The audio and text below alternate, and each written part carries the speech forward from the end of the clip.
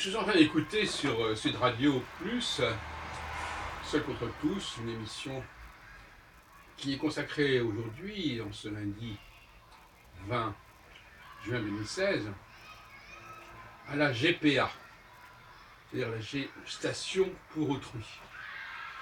Et donc il a invité des élus sur ce point, ou des responsables d'associations. Et c'est un débat intéressant et tout à fait caractéristique.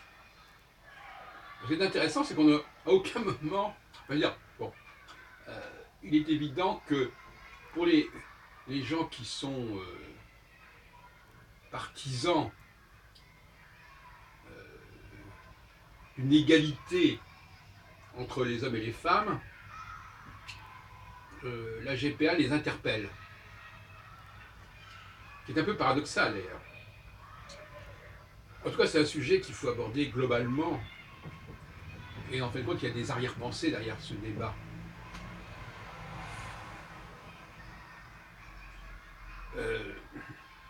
C'est la question de quelle est la condition de la femme dans notre société, dans le monde en général. Alors, on pourrait aussi dire, par exemple, qu'il est tout à fait injuste que les femmes doivent porter l'enfant pendant 9 mois. Je ne parle pas des femmes, des mères porteuses, là, je parle tout simplement des mères tout court. Alors, ce point-là n'est pas abordé, curieusement. On nous parle uniquement du cas des mères porteuses, c'est-à-dire des mères qui doivent porter un enfant qui n'est pas le leur, en quelque sorte. D'où le terme gestation pour autrui. Mais on ne nous parle pas d'un sujet beaucoup plus général.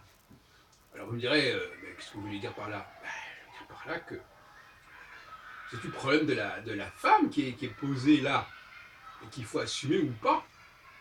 Hein, parce qu'on pourrait dire, en effet, il n'y a pas de raison que les femmes soient mobilisées, soient immobilisées pour faire des enfants, alors que l'homme, lui, bon, une fois qu'il a fait son petit travail de déclenchement de fécondation, après, il peut aller se promener, on peut aller féconder notre femme. Mais ça n'est pas dit. Donc finalement, on prend le problème par le petit bout de la lorgnette, et il est clair que le vrai bout de la lorgnette, c'est de dire, mais quelle est la fonction des femmes dans la société? Parce que finalement, bon, il s'agit là d'un travail rémunéré, hein, disons-le.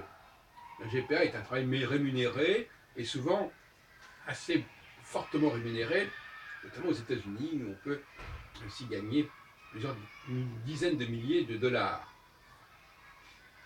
D'autre part, elle est reconnue dans des tas de pays comme Israël, comme l'Angleterre, comme le Danemark, etc. Alors, c'est vrai que, par exemple, il est clair que quand on est payé pour faire un travail, quel qu'il soit, c'est un travail. Alors, on peut aussi ne pas vouloir faire ce travail. Des gens qui refusent de faire un certain type de travail. Donc finalement, il y a des gens qui sont obligés de travailler pour gagner leur vie, pour faire vivre leur famille. On pourrait aussi se dire, ben oui, mais finalement, oui, ils préféraient peut-être ne pas faire ce travail. Un travail qui peut être éprouvant de toutes sortes de façons. Un travail dans... Je ne parle pas du AGP, encore une fois. On parle de n'importe quel travail qu'on peut demander à quelqu'un de faire. Qu'il fera d'ailleurs gracieusement ou pas. Dans le cas, par exemple, de la gestation normale, pas pour autrui, les femmes ne sont pas spécialement payées pour ça. Encore que. Et d'ailleurs, ce serait intéressant de savoir si elles devraient être payées pour cela. Ce serait intéressant de poser la question, après tout. Et si on les payait pour faire ce travail, à ce moment-là, la GPA prendrait une autre signification. Donc le débat est très embrouillé et pas très honnête à mon avis, mais il y a un enjeu derrière qui est évidemment considérable, qui est que dans une société, eh bien, il y a des gens qui sont là pour diriger et pour employer les autres, ouais, Et quand je dis ça, ça ne va pas choquer, puisque des tas de gens demandent à être employés. Ils ne veulent plus être au chômage. Ils ont le droit au travail. On ne précise pas quel travail d'ailleurs, mais ils veulent un travail rémunéré, sûr, avec des contrats à durée indéterminée, etc. Donc de ce côté-là, il n'y a pas de problème. Gagner l'argent, pas de problème. Pour faire n'importe quoi, pas de problème. Maintenant, on nous dit, ah oui, mais c'est différent quand c'est le corps qui est utilisé. Quand le corps est mis au service d'un job. On pourrait se poser des questions à ce sujet. Qu'est-ce que c'est que le corps? Quelqu'un qui doit travailler quelque part, il loue aussi son corps. Dans bien des cas, les gens sont payés pour faire la présence. Par exemple, les vigies, au fond, ils louent leur corps. Alors maintenant, vous allez me dire, ah oui, mais c'est le corps extérieur, c'est pas le corps intérieur. Bon. Et alors quelqu'un, par exemple, qui est payé, un journaliste, par exemple, qui est payé pour écrire des articles. Alors là, c'est comme son cerveau qui est payé. Hein. Donc c'est un truc interne. Autant le cerveau, c'est quelque chose d'aussi interne et aussi personnel que le fait que l'utérus. Bon, on est d'accord là-dessus. Alors, à moins que l'utérus soit quelque chose de plus majeur que le cerveau, hein, bon, il faut savoir ce qu'on dit. Donc, ben oui, quelqu'un peut...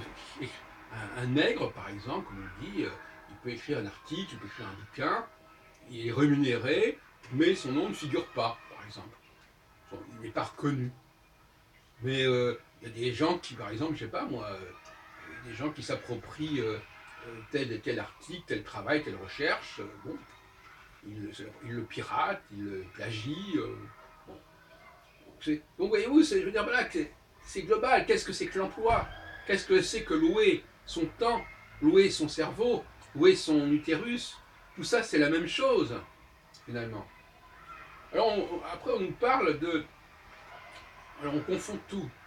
On dit, l'enfant est très attaché à sa mère. Quelle mère? Alors on nous dit, oui, mais il y a un lien qui se fait pendant la grossesse. Oui, mais d'accord. Mais n'empêche que psychologiquement, c'est quand même bien le lien entre l'enfant, la mère. Quand il y a une mère porteuse, l'enfant est donné à la mère, à l'autre mère adoptive, immédiatement. Donc pour l'enfant, il est évident que celle avec qui il va vivre ses premiers jours, c'est sa mère. Il ne va pas rentrer dans une problématique de savoir, ah oui, mais est-ce que c'est ma vraie mère? Non, c'est une plaisanterie. Donc pour l'enfant, ne disons pas n'importe quoi. Bon. Pour la mère, évidemment, c'est un autre problème. Mais tout ça, c'est une question de philosophie. C'est le problème de la propriété intellectuelle. Effectivement, on peut considérer, je crois que sur ce point, je parais tout à fait clair, qu'il y a une propriété. Mais en propriété, ça ne veut pas dire qu'on ne peut pas vendre, mais on a une propriété. L'enfant est quelque part la propriété de la femme qui a accouché. On peut très bien considérer cela. Que ça lui donne des droits, éventuellement, des droits d'auteur, si on peut dire, quelque part, comme dans n'importe quelle propriété intellectuelle, etc. Pourquoi pas? Mais c'est tout ce qu'on peut dire. Il faut garantir la propriété. Bon, même si, effectivement, même quand un éditeur achète un livre, ou un texte, un manuscrit, il doit reconnaître la propriété de celui qui lui a vendu son œuvre. En tout cas, voilà, donc il y a un problème de propriété et d'appropriation qui est le vrai problème derrière tout ça. Hein, est-ce qu'on a le droit de s'approprier le bien d'autrui?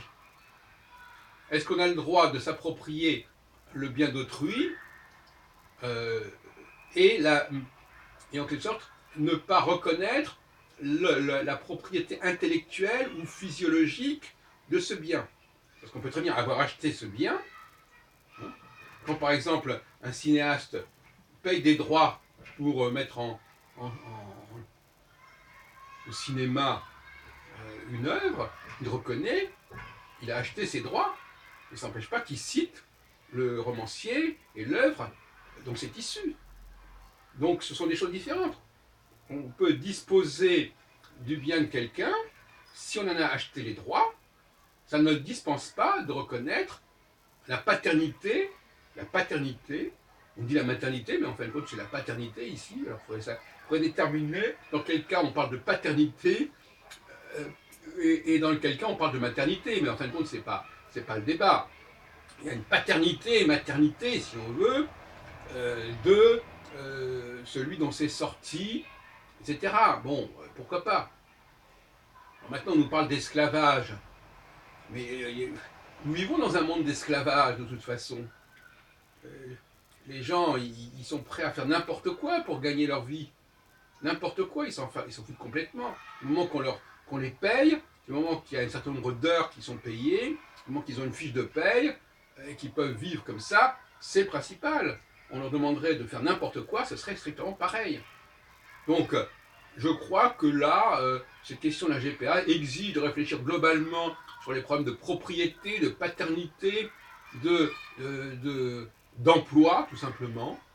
Et on ne peut pas isoler ce problème de façon... Et donc je comprends très bien les pays qui ont favorisé la légalisation de la GPA, ça ne me paraît pas du tout choquant.